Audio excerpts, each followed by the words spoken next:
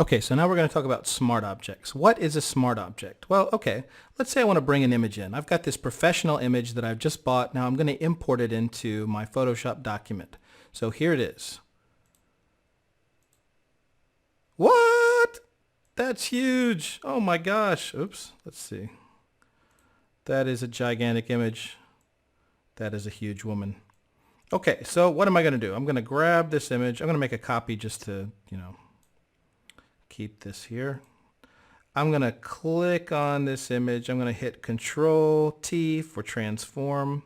And I'm going to go way back and see how gigantic this image is. Oh my goodness. Now it's awesome to have great big graphics like this because it means you're going to have incredibly high resolution to work with. And you can just keep going down and down and down. Okay, so let's make this small.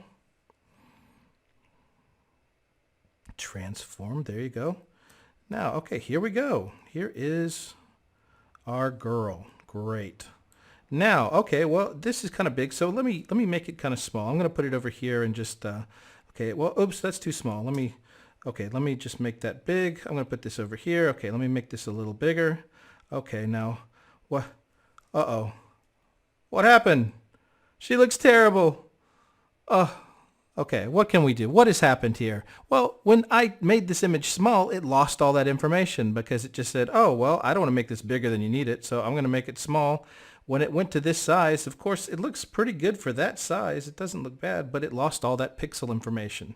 So when I made it big again, okay, well, so long, too bad. Now, what can we do here? This goes to the entire reason why Photoshop has become non-destructive, okay? Getting back to that topic. So what do we do? Let's just get rid of that because it's terrible. And let's go back to our original image. What can we do to make sure that this image is going to stay at this high resolution? Well, we're going to save it as a smart object. And what is a smart object? It's a really awesome thing. Smart object, look, now it's got a little thing here.